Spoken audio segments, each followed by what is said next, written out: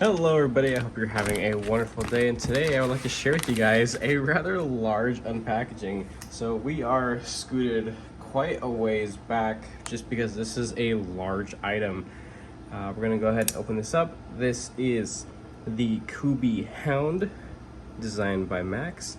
I've had a really good time enjoying this, and I actually recently sharpened it, and take a look at how that came out. That is freaking excellent. The tip is a little bit higher than what I prefer, but honestly, it's still a pretty freaking good knife to use from a utilitarian standpoint, which is typically the designs that I prefer. All right, this is a cooking utensil. This is a cooking chef knife. I don't want to call it specifically a chef knife, but it's more of a choppy boy. I don't know the actual proper terminology.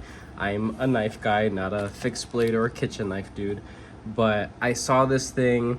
It was at a pretty sweet freaking price. I believe it also had a discount that you could apply. Again, it's from Amazon, but this thing is hidden in underneath so many other listings on Amazon, and I just thought that this thing looked pretty freaking cool looking.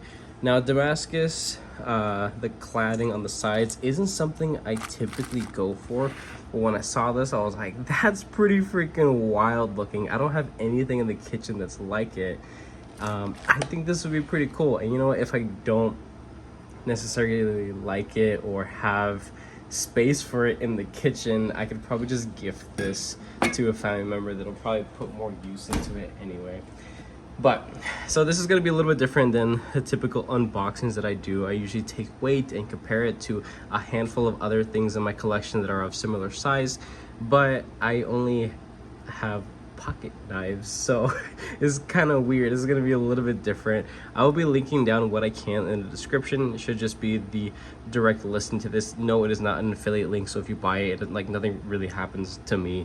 I'm here really just to promote it and share with you guys my experience and see what I see, just hear what I have to say for first impressions at least. Now, this thing looks very well polished. You could actually kind of see me, at least in the shinier portion down here. So the core of this is actually, I don't want to call it a jacketed, but Sanmai styled, I guess, or I guess jacketed is you know, part of the lingo of the technique when it comes to making blade material like this. The core of this is VG10. Now, while I don't have a whole lot of experience with VG10, I understand that it used to be considered a budget super steel at one point or something like that. Now it's really just a budget steel. It's still good stuff, but there are plenty of other things that are a little bit better than it. Regardless, for the price, for what you're getting, for the look, the amount of material here, and the execution, of course, this is something where you're going to want the actual look of this.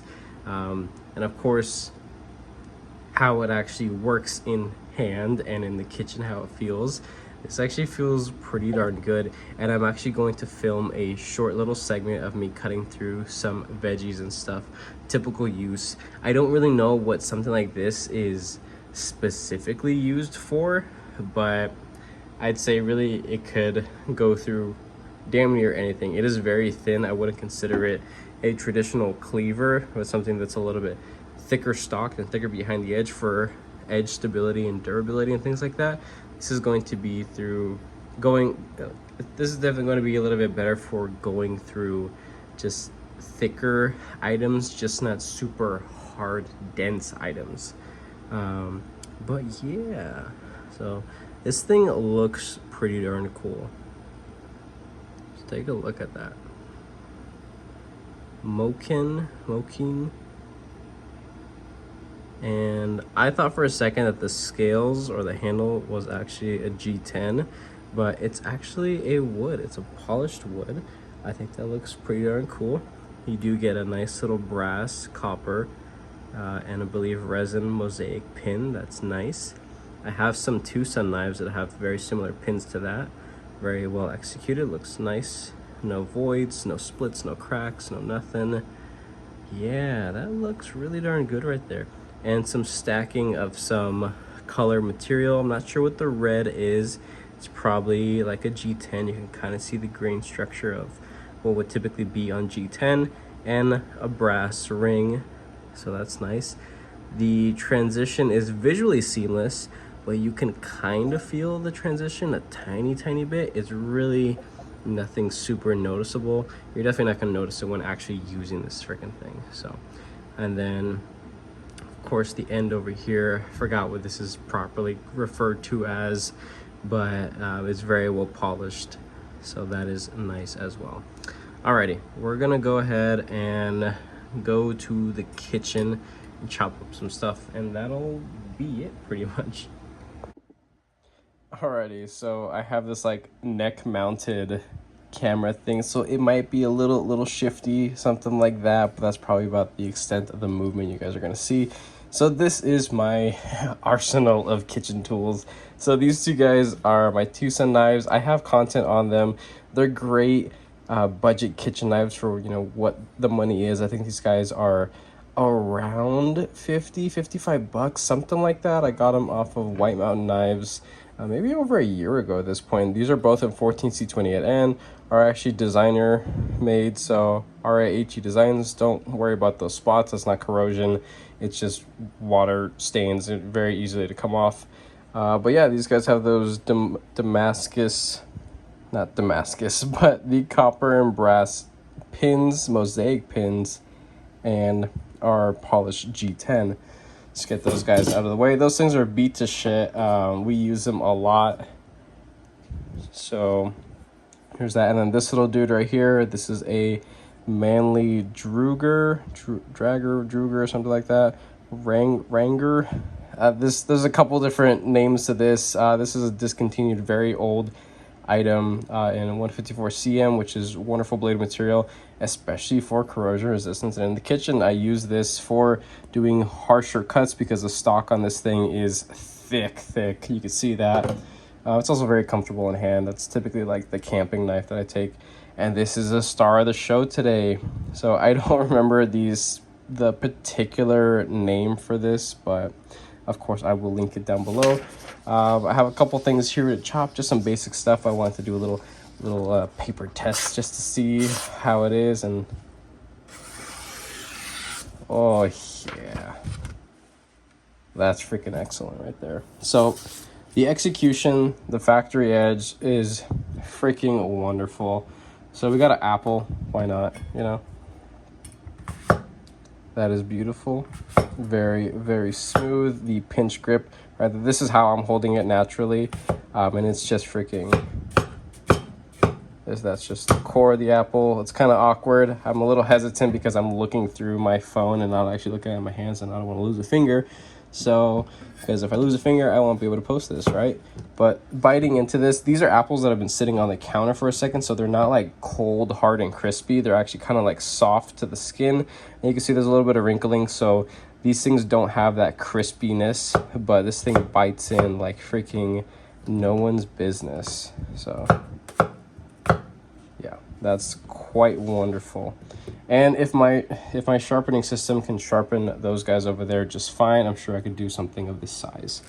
Now we could do a tomato. This is not a super fresh tomato, but I mean, we could try to do that little like viral slice thing to see if it's even gonna.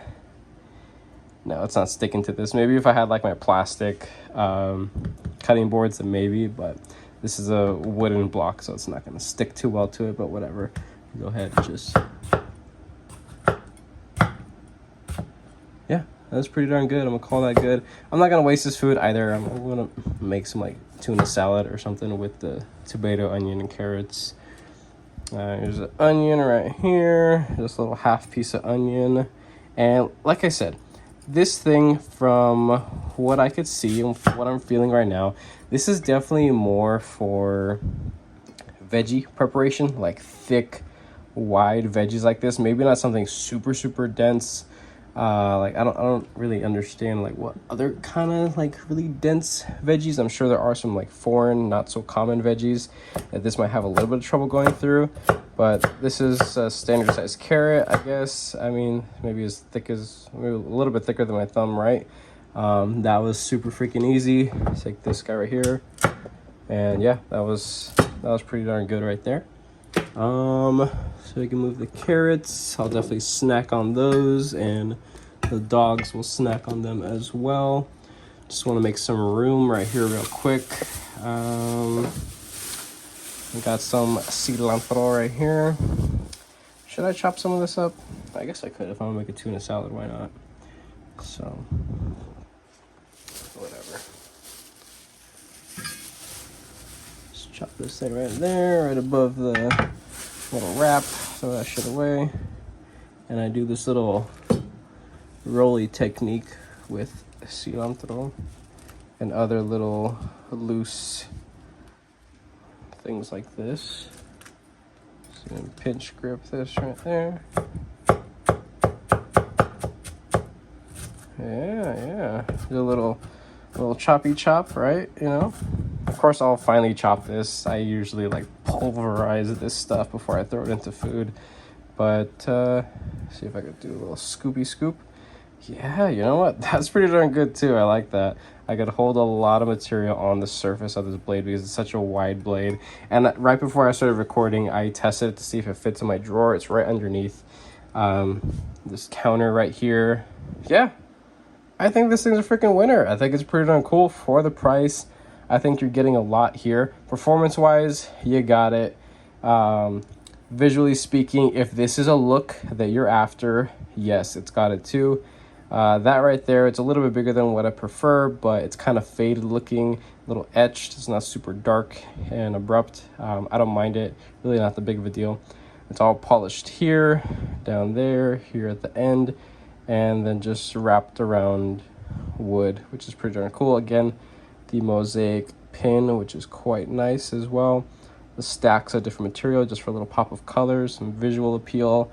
Yeah, this thing is everything you really need it to be. If this is something that you're actually looking for, yeah, it's good. It's really darn good. I definitely do recommend it. I probably won't be doing a traditional review on this because it's just a kitchen knife. It's not really something that has like action, and I'm not going to be daily carrying this. So this is probably the extent of the content to be made with this. Maybe in the future, if I start doing some other stuff kitchen-wise, then yeah, sure, possibly. But I mean, that's really about it. So yeah, thank you guys for watching. If you guys like this video, go ahead and leave a like down below. If you are subscribed, thank you so much. I appreciate all your support and your patience, of course. If you're not subscribed, please consider subscribing because I put more videos and content coming you guys this way. And with that being said, I hope you have a wonderful rest of your day.